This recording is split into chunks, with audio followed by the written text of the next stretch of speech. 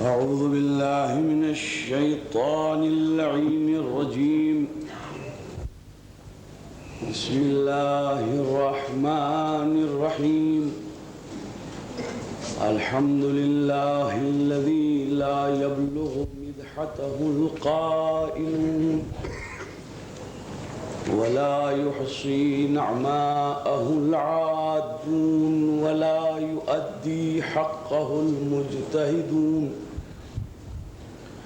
والحمد لله الذي من علينا بمحمد صلى الله عليه وسلم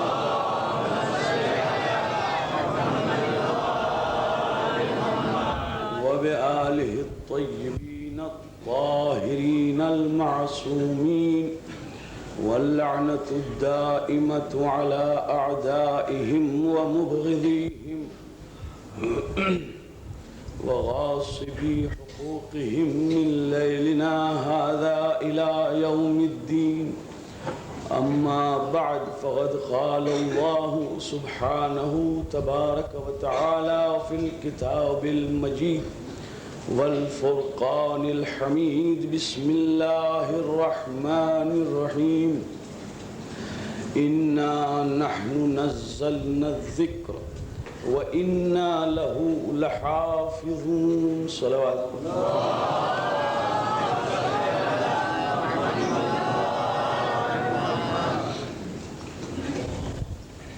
یقیناً ہم نے اور ہم ہی نے ذکر نازل کیا، اور اس میں کوئی شک نہیں کہ اس ذکر کے ہم ہی محافظ ہیں اور ہم ہی حفاظت کرنے والے. قرآن مجید کی یہ آیت جس کو میں نے آپ کے سامنے عنوان کلام قرار دیا ہے، اس میں خداوند عالم دو چیزوں کا تذکرہ کرتا ہے: ایک نزول ذکر کا اور ایک حفاظت کا. خدا ہی نے ذکر نازل کیا اور وہی اس کا محافظ ہے اور وہی اس کا خیال رکھنے والا ہے اور وہی اس کی حفاظت کرے گا.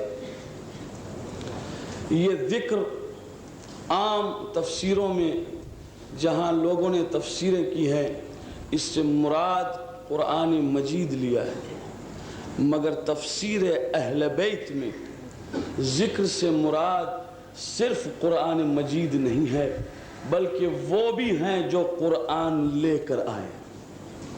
وہ بھی ذکر ہیں جو خدا یاد دلا دے، جس کی زندگی، جس کی سیرت، جس کا کمال، جس کی خدمت، جس کی قربانی خدا یاد دلا دے، جس کی بات، جس کا عمل، گفتار اور کردار سے خدا یاد آئے، اس کو قرآنی اصطلاح میں ذکر کہتے ہیں، اور اس کو خدا ہی نے پیدا کیا ہے. انا نحن نزلنا الذکر، ہم ہی نے ذکر کو پیدا کیا ہے، اور صرف پیدا نہیں کیا، وَإِنَّا لَهُ لَحَافِظُونَ، اور اس ذکر کو رہتی دنیا تک ہم باقی رکھیں گے، ہم حفاظت کریں گے. دوستو، جتنی چیزیں خداوند عالم کی طرف سے ہیں اس کا محافظ وہ ہوتا ہے، اور کوئی دنیا کی طاقت ذکر الہی کو نہیں مٹا سکتی. ہاں، یہ منصب جس کو منصب روحانی کہتے ہیں، چاہے وہ نبوت کی شکل میں ہو یا امامت کی شکل میں ہو، وہ ذکر الہی ہے. اور تمام وہ چیزیں جو ان اذکار الہی کے ساتھ وابستہ ہوں وہ بھی ذکر الہی.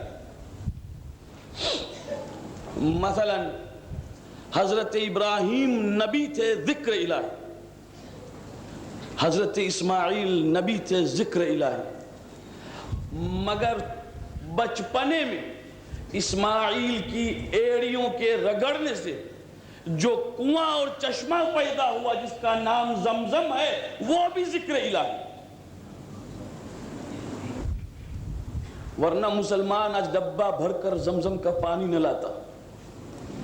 زمزم کنواں ہے، دنیا میں بہت سے کنویں ہیں، مگر اس کنویں کی کیا خصوصیت ہے؟ وہ ہے کہ یہ خداوند عالم کی یاد دلاتا ہے کہ ایک نبی تھا جس کی ماں نے یہ محسوس کیا کہ مکہ کی وادی میں پانی نہیں ہے۔ حضرت ابراہیم جب مکہ تشریف لائے ہیں رہنے کے لیے تو کہا تھا ربی انی اسکنت بواد غیر ذی زرع، پروردگار میں ایسی جگہ زمین پر رہنے کے لیے آیا ہوں جہاں کوئی زراعت نہیں ہے، کوئی کاشتکاری نہیں ہے، کوئی سبزی نہیں ہے، کوئی چیز اگتی نہیں ہے۔ اور اسماعیل کی پیاس پر ہاجرہ نے 7 مرتبہ جو ادھر سے دوڑ کر ادھر اور ادھر سے دوڑ کر ادھر پانی کی تلاش جو کی، تو نبی کی بیوی نے نبی کے لیے پانی تلاش کیا تو اس کا آنا جانا بھی ذکر ہو گیا۔ آپ سمجھ رہے ہیں؟ آج حاجی جائے گا تو اس کے لیے واجب ہے کہ وہ صفا اور مروہ کے درمیان سعی کرے، 7 مرتبہ ادھر سے نیت کرے گا کہ میں صفا سے جا رہا ہوں مروے کی طرف اور مروہ سے آ رہا ہوں صفا کی طرف، بلا قید ملت و مذہب جو بھی مسلمان جائے گا نیت کرے گا، اس کے بغیر اس کی حج پوری نہیں ہوگی۔ صفا اور مروہ میں کیا ہے؟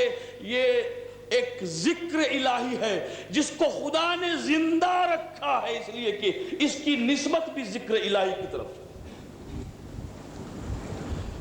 بہت دور کی بات نہیں کرتا، وہ قربانی کا بکرا یا اس کا گوسفند یا قربانی کی دمبی یا اونٹ جس کے گلے میں پٹا باندھا جاتا ہے، قرآن کہتا ہے کہ وہ پٹا جو اس گوسفند جانور کے گلے میں باندھا جائے جو خدا کی راہ میں ذبح ہونے والا ہو، تو وہ دمبا اور وہ بکرا بھی ذکر الہی ہے اور وہ پٹا بھی ذکر الہی۔ ہو گئی بات؟ نظر میں فرق ہے، نگاہ میں فرق ہے۔ جب آدم کا پتلا تیار ہوا اور سارے عالم ملکوت سے کہا گیا سجدہ کرو، فقعوا لہو ساجدین، تو سارے عالم ملکوت کے ملائکہ نے سجدہ کیا، ایک نے کہا میں نہ کروں گا۔ شاعر کہتا ہے رند گیا شیطان مارا، ایک ہی سجدہ نہ کرنے سے اگر لاکھوں برس سجدے میں سر مارا تو کیا مارا۔ ایک سجدہ اتنا بھاری ہے کہ اس کے بعد اگر لاکھوں برس سجدہ کیا تو کچھ بھی نہیں، مگر ایک سجدہ بھاری ہے۔ اس لیے کہ میں یہ کہتا ہوں اور علماء کہتے ہیں کہ شیطان جتنا بڑا موحد ہے ایسا موحد کوئی نہیں، جتنا علم شیطان و ابلیس کا ہے مجتہد عالم زمانہ کا بھی نہیں، اس لیے کہ 6000 عالم ملکوت میں 6000 سال رہا ہے، جس نے مشاہدہ کیا ہے کہ خدا کی قدرت کیا ہے۔ ارے جس کے سامنے آدم کا پتلا بنا ہو، بھلا اس کے علم کی کوئی انتہا ہو سکتی ہے؟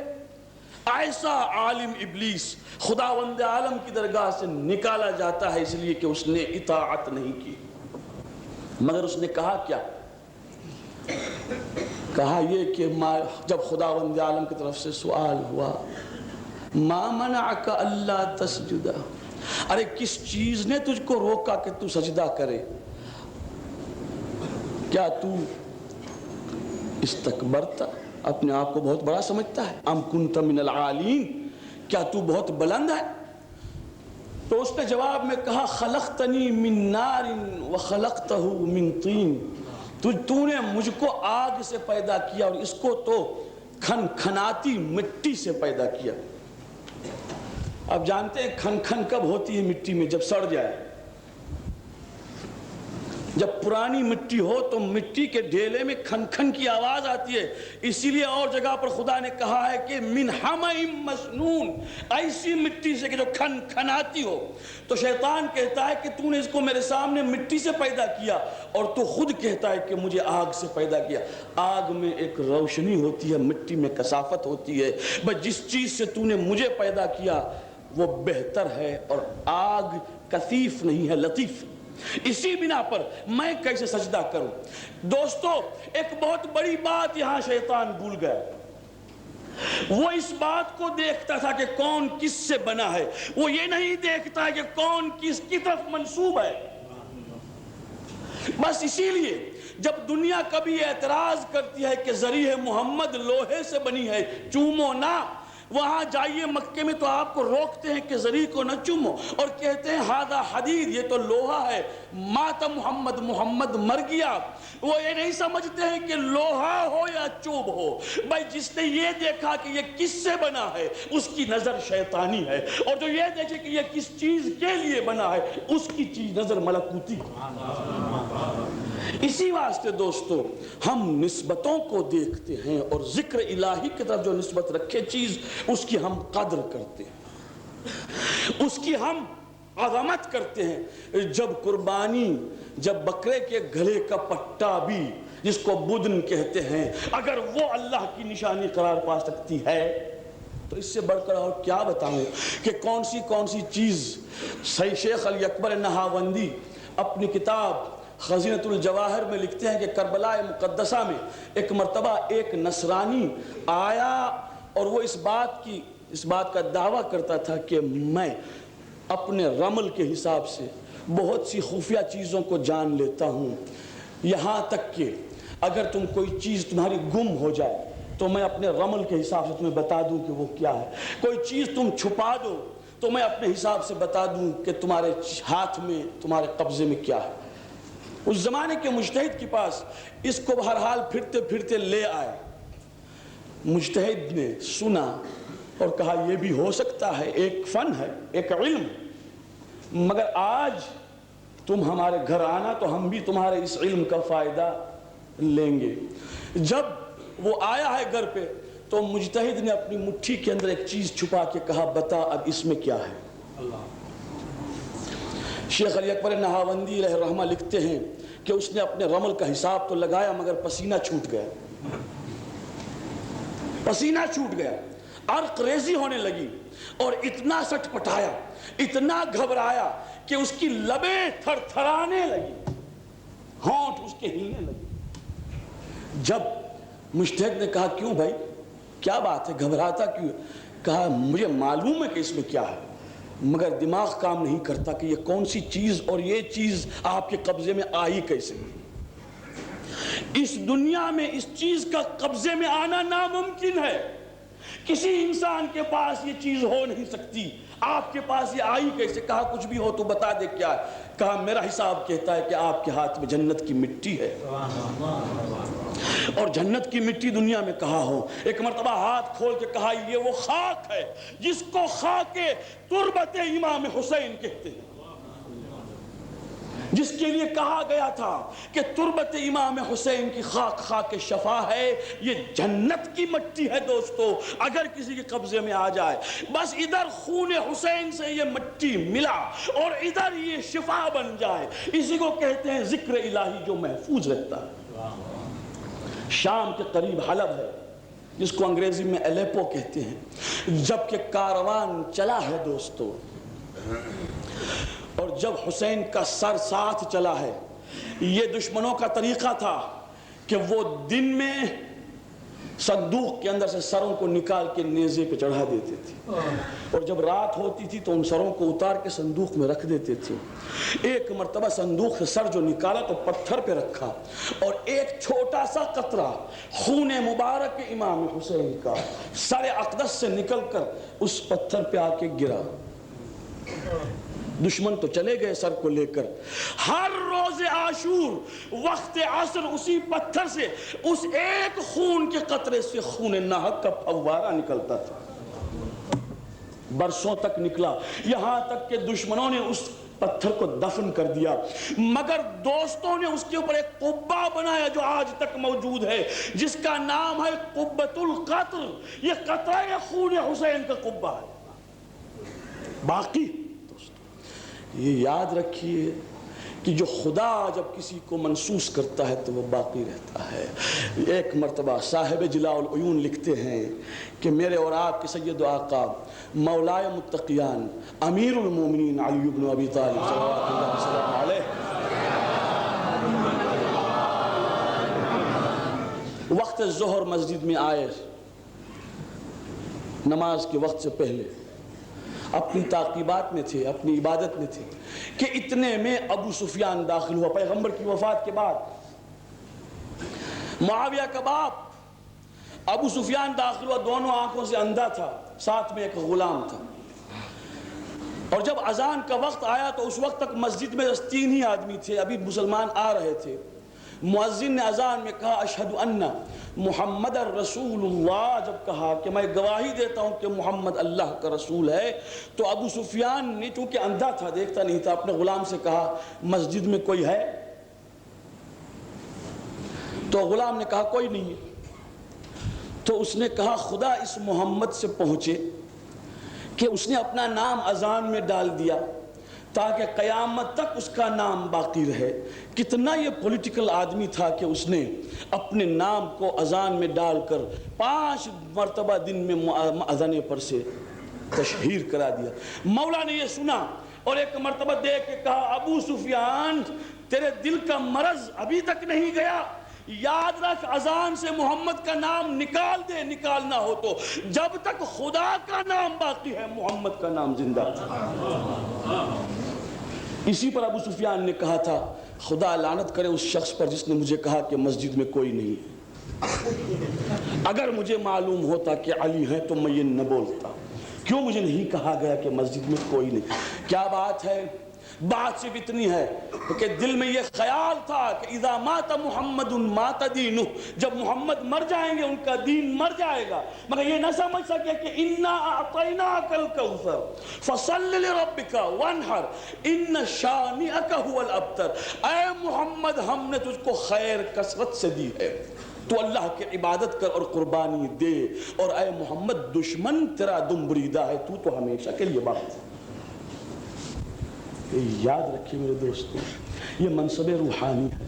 میں جب تاریخ اسلام پڑھ رہا تھا تو اسلام کے وہ فلسفی کہ جو مشہور ہیں, ان میں سے ایک سب سے زیادہ مشہور ابو علی سینا ہے, جس کو انگریزی میں ایویسینا کہتے ہیں.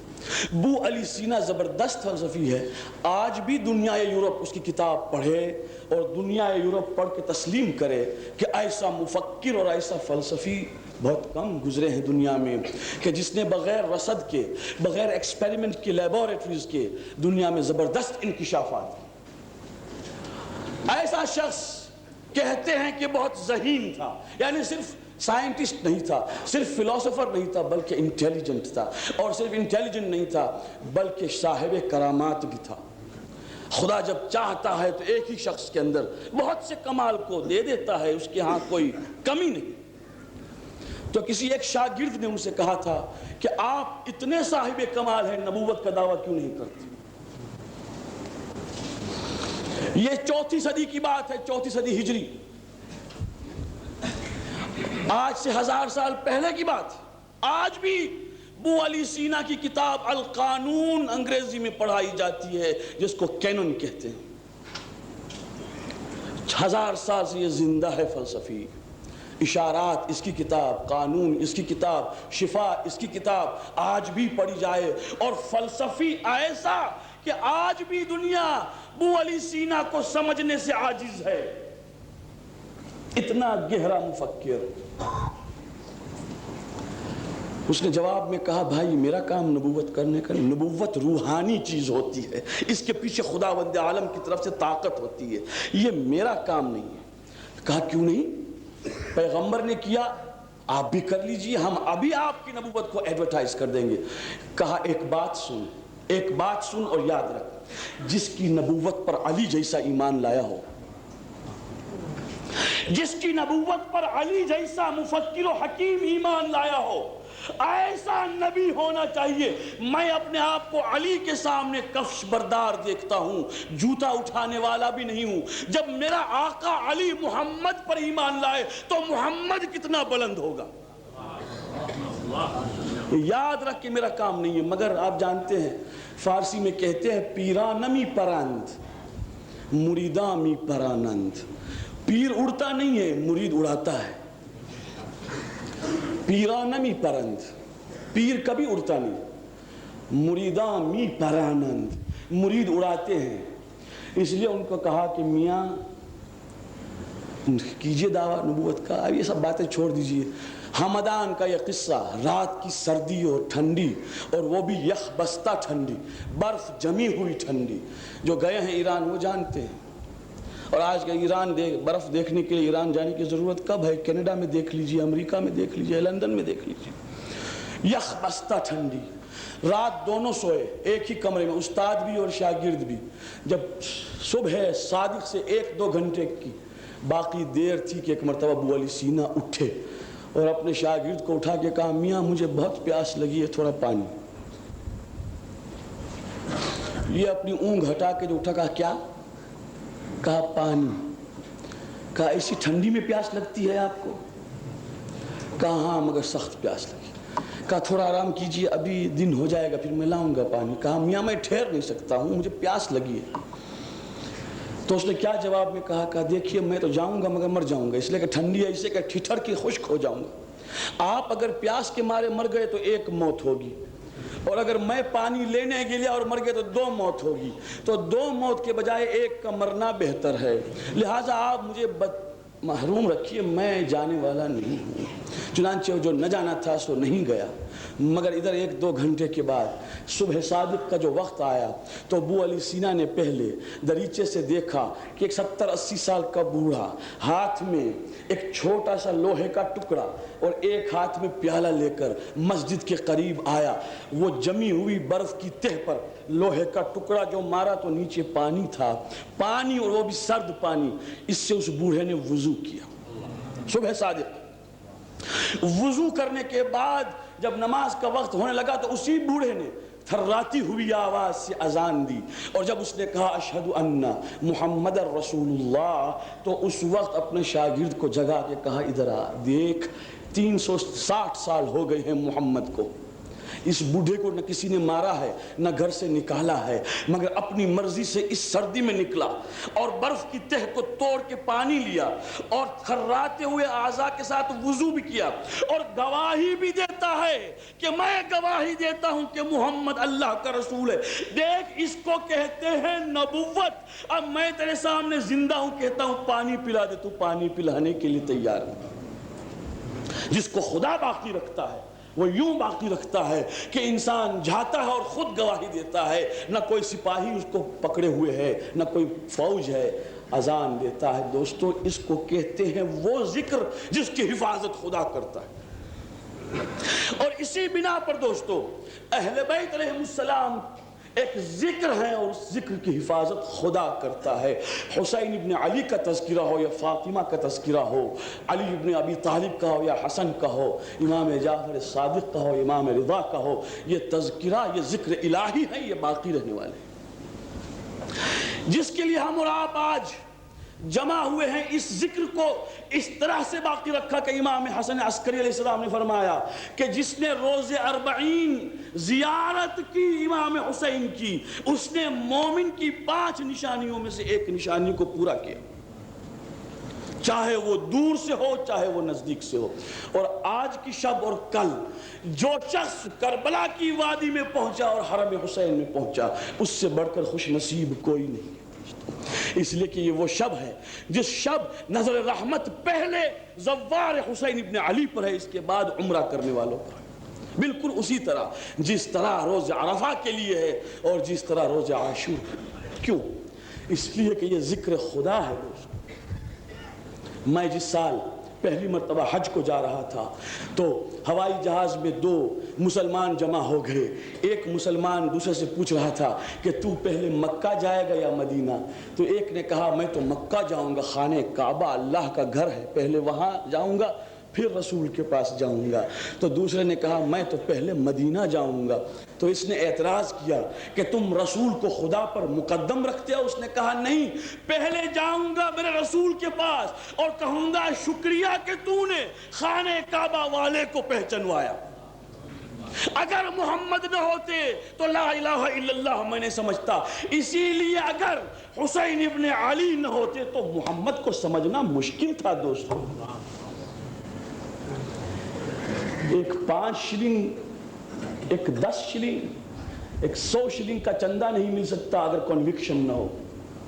امام باڑہ بنانا ہو تو لاکھوں شلنگ لوگ دینے کے لیے تیار ہیں، اور اگر میں یہ کہوں کہ مجھے ایک ہال بنانا ہے تو کوئی نہ دے گا، کہیں گے حضور ہال کے اندر نہ معلوم کیا ہوگا، ہمارا کنوکشن کم ہے، مگر ہماری پرسویژن یہ ہے کہ امام باڑہ بنے، مسجد بنے، مدرسہ بنے، خیر کے کام میں بنے۔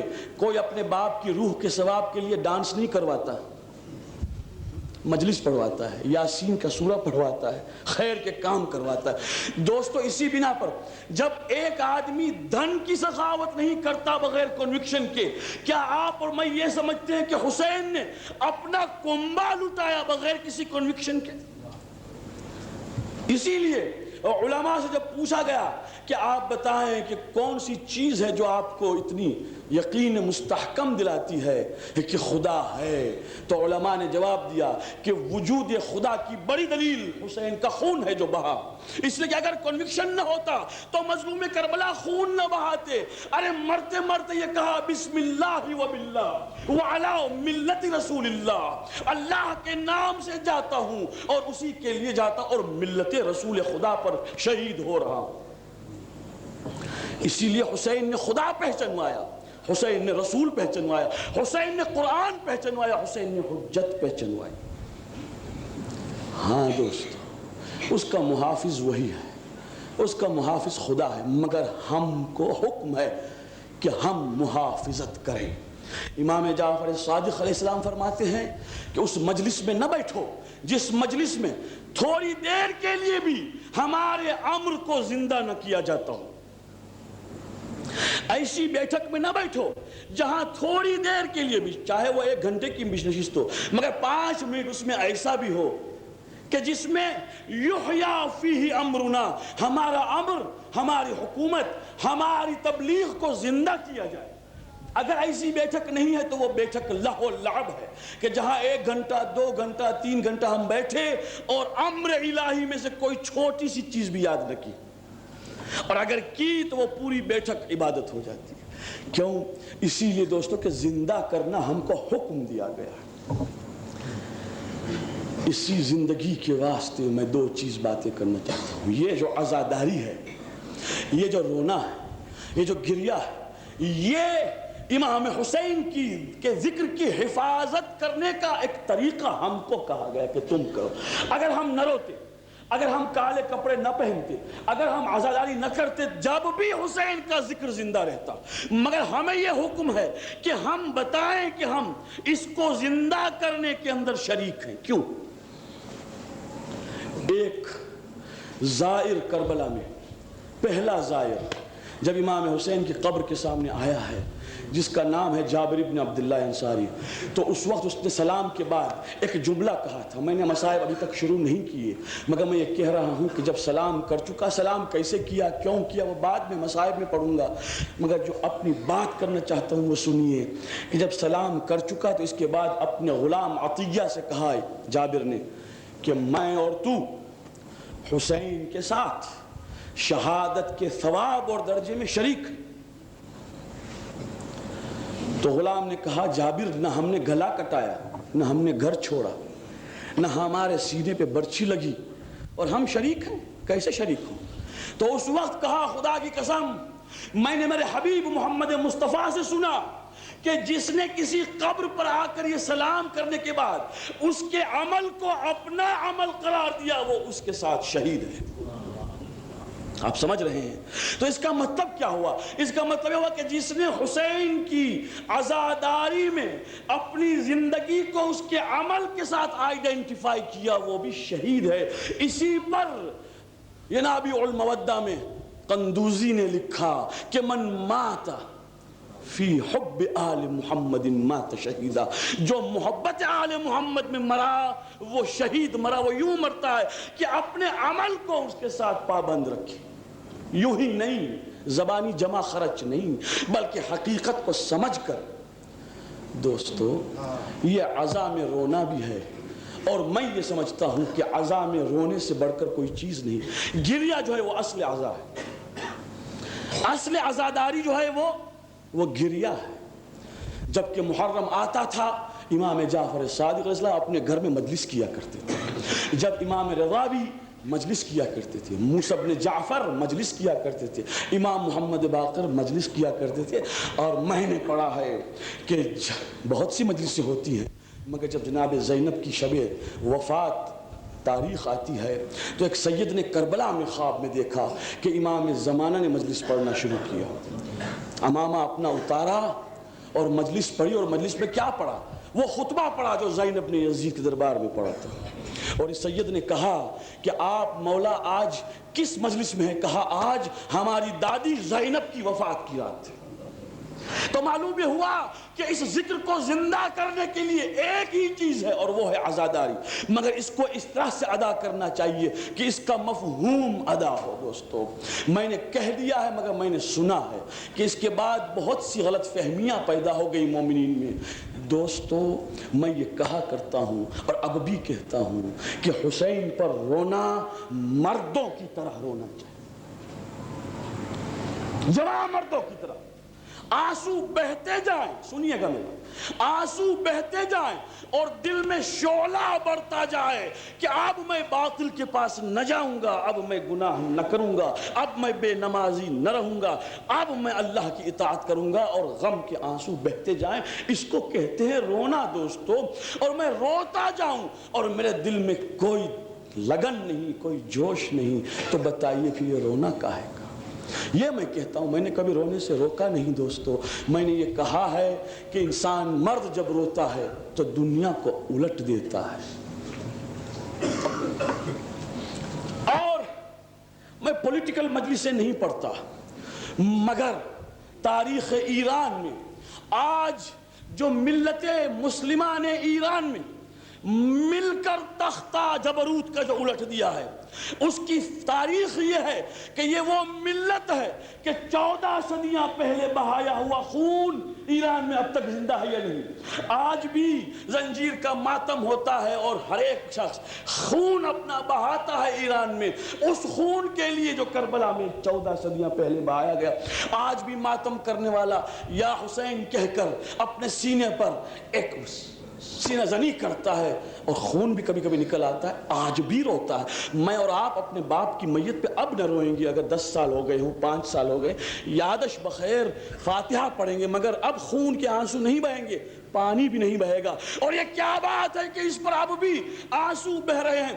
اس لیے کہ آج جس ملت کو ملت گریہ کن کہتے تھے, جس قوم کو رونے والی قوم کہتے تھے, انہوں نے دنیا کو بتا دیا کہ ہم روتے جاتے تھے اور انقلاب پیدا کرتے جاتے تھے.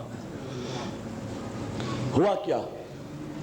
آپ نے پڑھا اور ہم نے بھی پڑھا کہ دنیا کے بڑے بڑے سپر پاورز کے نمائندوں نے پوچھا کہ یہ کیوں اپنے آپ کو مارتے ہیں, یہ کیوں روتی ہیں, اس ساری قوم کا کون سگا مر گیا, بھئی کیا بات ہے؟ تو بتانے والے نے بتایا کہ ان کے پروفٹ کا گرانڈ سن 61 ہجری کے اندر کربلا عراق میں فرات کے کنارے 3 دن کا بھوکا پیاسا شہید کیا گیا. ساتھ میں 72 ساتھی تھے, بیبیاں تھیں جو قیدی ہوئی, اور یہ ظلم ہوا. کہا اچھا اتنے سال پہلے؟ کہاں اتنے سال پہلے. اس کے جواب میں سپر پاورز کے بڑوں بڑوں نے کہا جو ملت اتنی زندہ اور حساس ہو کہ 14 صدی پہلے بھی اپنے پیاروں پر آنسو بہا سکتے ہو اور خون بھی دے سکتے ہو, ان کا مقابلہ کیسے کیا جائے؟ تو آج یہ قوم دارالسلام کی زمین پر ہو یا ممباسے کی, لندن میں ہو یا امریکہ, جس کی عادت پڑ گئی ہو کہ وہ غم حسین میں اپنے دلوں کو ایک مرتبہ ٹھیس دے کر رو پڑے, اور جب وقت آئے تو ماتم بھی کرے, اور ماتم کرتے کرتے یا حسین کہے اور غم کے نوحے پڑے اور یاد کرتا جائے اور روتا جائے. ایسی ملت میں اتنی بیداری ہونی چاہیے کہ کوئی بھی ظلم سامنے آئے یہ آمادہ ہو, اس لیے کہ یہ بہادر ہے. جب یہ روتا ہے, یہ نہ مردوں کا رونا نہیں تھا, یہ عورتوں کا رونا نہیں تھا کہ یوں ہی توبہ توبہ کر کے چل دیے, بلکہ یہ مردوں کا رونا ہے. آنسو جب بہیں تو دنیا کی طاغوتی طاقت کو بہا کے لے جائے, اس کو کہتے ہیں رونا. ایک یہ, دوسری یہ دوستو کہ جب کبھی غم میں ٹریبیوٹ اور ہومیج دینے کے لیے تیار تو تقوی اور پرہیزگاری کا خیال رہے, اس لیے کہ تقوی پر حسین ابن علی کی قربانی ہے. میں جب کہا کرتا ہوں لوگ ناراض ہوتے ہیں, دوستو حق کہتا ہوں, باطل نہیں کہتا. ممبر کا تقاضا ہے اس لیے کہتا ہوں. میں نے جب بھی کہا اور اب بھی کہتا ہوں, کہ ان گانوں کے راگ سے مرثیہ اور نوحہ پڑھنا حرام ہے، جائز نہیں، جائز نہیں، حرام ہے، یہ فاطمہ کے دل کو دکھ پہنچاتی ہے۔ اگر آج میں آپ کے گھر پہ کبھی آپ کو دلاسا دینے کے لیے آؤں اور کہوں گاتے گاتے للکارتے للکارتے کہ بہت برا ہوا کہ تمہارا چچا مر گیا، تو آپ کہیں گے میاں ٹھیک سے بولو، گاتے کیوں ہو؟ چچا مر گیا کوئی مجرا تھوڑا ہوا ہے، میت ہوئی ہے۔ دوستو، جب ہم آپس میں ایک دوسرے کے لیے ایسی حرکت نہیں کر سکتے، اور ہمارا عقیدہ ہے کہ ادھر مجلس منعقد ہو گئی اور پنجتن پاک آ گئے، فاطمہ زہرا بھی آ گئی، اور ہم دلاسا دے رہے ہیں، ہمارا یہ عقیدہ ہے کہ ہر رونے والے کے آنسوؤں کو فاطمہ پہنچتی ہیں، اور یہ وہ رونا ہے جو انشاءاللہ قیامت کے دن ہمارے لیے شفاعت کا ذخیرہ بنے گا۔ یہ سب کچھ ماننے کے بعد کیسے جگر چلتا ہے ہماری بہنوں کا اور ہمارے مردوں کا کہ وہ یہاں بیٹھ کر، وہاں بیٹھ کر، ممباسا ہو، نیروبی ہو، دار السلام ہو، کمپالا ہو، ٹھانگا ہو، دنیا کا کوئی حصہ ہو، شادی ہو، شادیانے بجتے ہوں، گانے للکارے جاتے ہوں، اسی راگ سے، اسی آواز کے زیر و بم سے مرثیہ پڑھے۔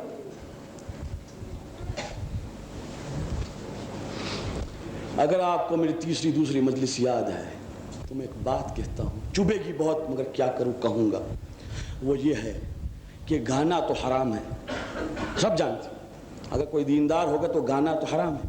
کہاں گائے؟ باتھ روم میں گائے۔ دنیا میں باتھ روم سنگرز مشہور ہیں، ہر ایک آدمی جب یا تو سنڈاس میں بیٹھتا ہے تو آپس میں اکیلا اکیلا بولتا ہے۔ آپ کو معلوم ہے کہ جب انسان سنڈاس میں بیٹھتا ہے تو اکیلا بولتا ہے۔ کیوں اکیلا بولتا ہے؟ اس لیے کہ اس کو راحت ہوتی ہے تو اکیلا بولتا ہے، اور اسی طرح باتھ روم میں جب اکیلا ہوتا ہے تو وہ گاتا ہے، جس کو کہتے ہیں باتھ روم سنگرز۔ مگر جو مہذب ہوتا ہے وہ باتھ روم میں بھی نہیں نہاتا، نہیں گاتا، مگر اب اس گانے کی چیز کو ریپلیس کیسے کرے؟ تو انہوں نے ڈھونڈا یہ ہے کہ ہم گائیں بھی اور مرثیہ ساتھ میں ہو تو کوئی کچھ کہہ نہ سکے کہ ہم تو مرثیہ پڑھتے تھے، حالانکہ حقیقت میں گا رہے ہیں، مگر اس گانے کی طلب کو مرثیے کے بھیس میں پورا کرتے ہیں۔ مرثیہ کی کتابیں چھپی، میں نے دیکھی، راگ فلم فلانا، راگ فلم فلانا، یہ کیا ہے؟ یعنی مطلب یہ کہ پہلے فلم کا گیت سنو، اس کے راگ کو ٹھیک سے ریہرس کرو اور اس کے بعد اس کو منطبق کرو۔ دوستو، یہ حرام در حرام ہے، اور شیخ عباس قمی علیہ الرحمہ نے منتہی الاعمال کے اندر مصیبت سید الشہداء میں ایک مزید مصیبت یہ بتائی ہے کہ دنیا والے حسین کے غم میں کیوں گاتے ہیں۔ بہترین چیز یہ ہے کہ اپنی سادگی کے ساتھ عقیدت پیش کی جائے، اور میں نہیں کہتا ہوں کہ اس کا کوئی راگ نہیں ہوتا، اس کا راگ ہوتا ہے، مگر اس میں اس بات کی کوشش کہ ہم گانوں کے ساتھ اس کو ملا دیں، وہ گانے جو اہل فسق و فجور کے گانے کہلائیں ان کے ساتھ ان کو منطبق کرنا حرام در حرام ہے، اس میں کوئی فائدہ نہیں، اور پڑھنے والا جو پڑھے وہ بھی حرام، اور مصیبت یہ ہے کہ ہم سن رہے ہیں، سننے والوں کے لیے سننا بھی حرام۔ تو یہ عزاداری کو زندہ نہیں کر رہے ہیں، مقصد امام حسین کو مار رہے ہیں۔ امام حسین کا مقصد یہ نہیں تھا، یہ ایک بات ہے۔ دوسری بات یہ ہے کہ یہ ہو نہیں سکتا کہ عزاداری عبادت کے ساتھ ٹکرائے۔ نماز کا وقت ہو گیا، اب عبادت مقدم ہے، اب عزاداری کو جہاں بھی ہو چھوڑ دیں گے، نماز پہلے پڑھی جائے گی، اس لیے کہ حسین ابن علی نے اس کے واسطے دی۔ یوں جناب ہر ایک اپنے ویلیوز کو اپنے مقام پر رکھے اور پھر آگے بڑھے، تو دنیا والے دیکھیں کہ ہاں بھئی یہ دین کے لیے ہے، صرف رسم و رواج کے لیے نہیں۔ ورنہ میں نے کہا حسین کو پہچاننے والے بہت سے تھے، وہ حسین جس کے علم کے لیے، شجاعت کے لیے، سخاوت کے لیے، انسانیت کے لیے، نرمی کے لیے، شجاعت کے لیے، عبادت کے لیے دنیا سجدہ ریز تھی۔ اپنے زمانے میں حسین ابن علی کے سوا کوئی دوسرا نہیں تھا۔ آج ہم تعریف نہیں کرتے، اس زمانے کی تعریف ہے۔ یعنی زمانہ ایسا تھا کہ کہ بڑے بڑے فلسفی علی ابن ابی طالب کے خطبے نہج البلاغہ کے پڑھ کر بڑے بڑے فلسفی امام حسین کے پاس آ کے اعتراض کرتے تھے۔ صاحب ابقات الانوار نے لکھا ہے کہ سب سے بڑے فلسفی نے حسین ابن علی کے ساتھ مناظرہ بھی کیا، وہاں مکے میں خانہ کعبہ کے پاس یہ پوچھتا ہوا آیا کہ حسین کدھر ہے؟ سنتا ہوں کہ فاطمہ کا ایک بیٹا ہے جو رسول کا نواسہ ہے، کدھر ہے؟ سنتا ہوں کہ وہ امام ہے اور امام نماز میں تھے۔ وہ آ کے بیٹھ گیا، جب ختم ہوئی نماز تو کہا انت حسین، کیا تو حسین ہے؟ کہا نعم۔ انت الامام، کیا تو امام ہے؟ فرمایا نعم میں امام۔ کہا میرا سوال ہے، کہا پوچھو۔ کہا بتا سکتے ہو کہ خدا کا وجود، ایگزسٹنس آف گاڈ، عقل سے ثابت کیسے کرو گے؟ سوال ہے، پوچھنے والا ناستک ہے، پوچھنے والا ملحد ہے، پوچھنے والا ایتھسٹ فلسفی ہے، ایسا ویسا آدمی نہیں۔ اور مولا نے ایک مرتبہ اسی وقت کہا کہ تو فلاں فلسفی ہے؟ کہا ہاں۔ تیرا نام یہی ہے؟ کہا ہاں۔ کہا میں ایک بات اب تجھ سے پوچھتا ہوں، تو جواب دے دے تو میرا جواب ہو جائے گا۔ کیا بات پوچھی حسین ابن علی سے؟ لوگوں سوچو اور اپنے گھروں میں جا کے اس جواب پر سوچنا جو میرے مولا نے جواب میں کہا۔ کہ بتا دے کہ کیا existence of God subject of intellect ہے؟ کیا خدا کا ہونا عقل کا موضوع ہے؟ کیا وجود الہی سبجیکٹ آف انٹلیکٹ ہے؟ ایک مرتبہ کھڑا ہو گیا، اس نے کہا میں جانتا ہوں کہ اللہ اپنی امامت کس گھر میں رکھے۔ آپ نے ایسی بات پوچھی ہے، میں گواہی دیتا ہوں کہ خدا کا وجود لاکھوں دلیلوں سے ثابت ہو بیکار ہے۔ وجود خدا کا وہ ہے جب دل پکارے کہ میرا کوئی خالق ہے۔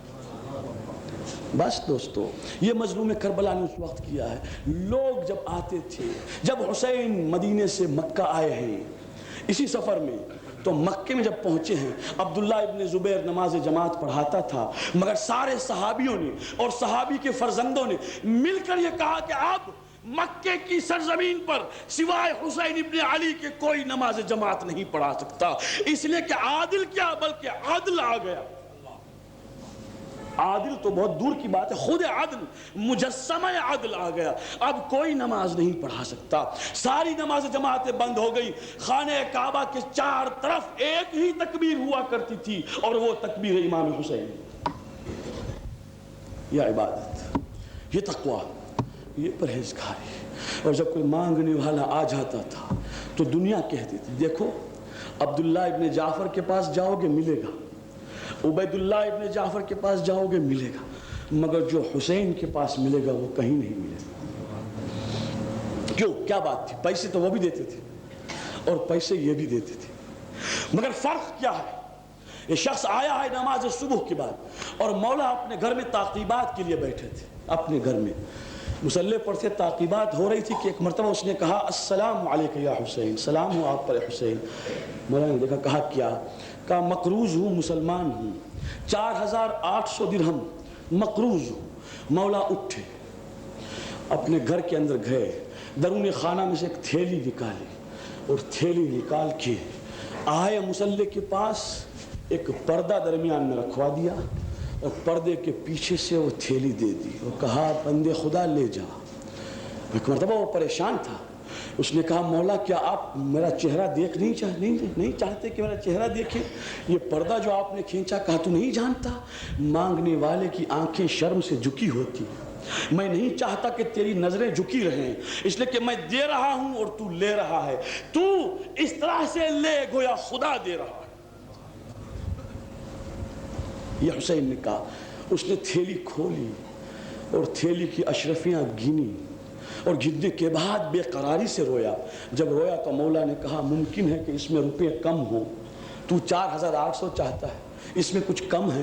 اس نے کہا مولا کم نہیں، کچھ زیادہ ہے، پورے ہو گئے، مگر میں اس لیے روتا ہوں کہ کیا اس طرح سے امیری کے ساتھ، بزرگی کے ساتھ، عزت کے ساتھ دینے والے کا ہاتھ کبھی دفن بھی ہوگا؟ کیا ایک وہ وقت بھی آئے گا حسین کہ یہ ہاتھ دنیا میں نہ ہو؟ میں تصور نہیں کر سکتا کہ کیا ایسا وقت بھی آئے گا کہ یہ کہا جائے کہ ایسا دینے والا دنیا میں نہیں ہے، اس کے ہاتھ دفن ہو چکے ہیں۔ دوستوں میں کیا کہوں، یہ وہ ہاتھ ہے جو باقی نہ رہے، اس لیے کہ دشمنوں نے ان ہاتھوں کو بھی نہ چھوڑا تھا۔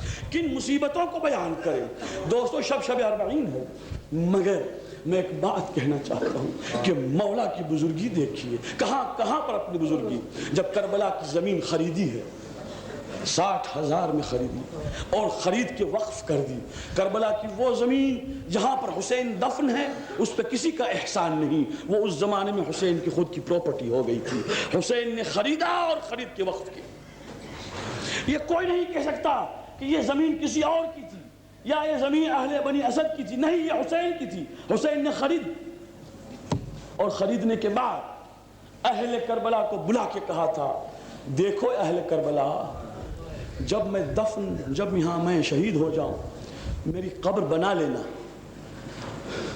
اے بنو اسد کے مردوں میری قبر بنا لینا۔ اور پھر عورتوں سے کہا جو پردے کے پیچھے بیٹھی تھی، بہنوں اگر تمہارے مرد گھبراتے ہوں تو تم چھوٹے چھوٹے بیلچے ہاتھ میں لے کر تھوڑی سی مٹی ڈال لینا، قبر بنا لینا۔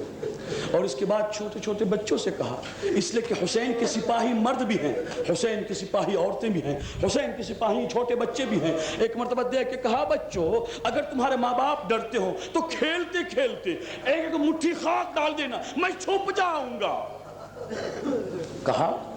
اور کہنے کے بعد سب سے کہا، دیکھو میری قبر بن جانے کے بعد میرے زوار آئیں گے، زیارت پڑھنے والے آئیں گے، بس ایک احسان ہم پر کرنا کہ اگر کوئی پوچھے کہ حسین کی قبر کہاں ہے تو بتلا دینا، نشان بتلا دینا، اور اگر تم سے ہو سکے تو 3 دن کی مہمانی میری طرف سے کرنا، 3 دن کی مہمانی میری طرف سے کرنا کہ یہ میرے زائر ہیں۔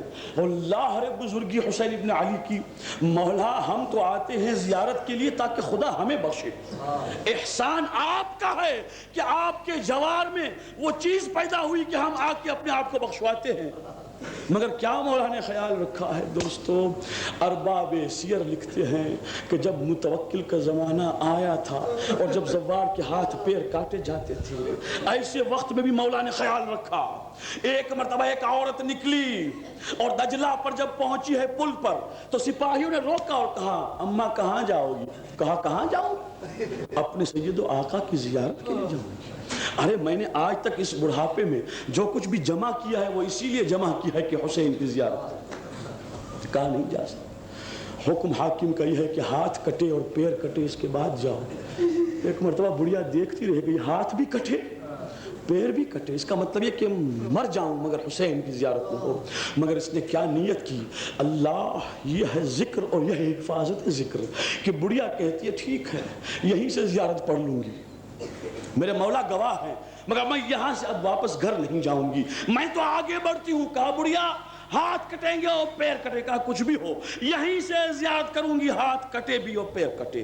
چنانچہ جب ہاتھ دونوں کٹے ہیں، چونکہ بڑھیا تھی تو ایک مرتبہ خون بہنے لگا، جب پیر کٹے ہیں تو اب سواری سے وہ گرنے لگی، جب دجلہ میں گری تو بڑھیا کے آخری الفاظ یہ تھے، السلام علیکم یا ابا عبداللہ، حسین آپ پر میرا سلام ہو، میں جا رہی ہوں دجلے میں نے زیارت یہیں سے کی ہے، دشمنوں نے مجھے روکا ہے۔ اب یہ کہنا تھا کہ ایک سبز پوش سوار دکھائی دیا، اس نے ایک مرتبہ بڑھیا کو تھام لیا، سنبھال کے کہا، اے کنیز خدا کھڑی ہو جا، جلدی کھڑی ہو جا کہ میں تجھ کو حسین کے پاس پہنچا دوں۔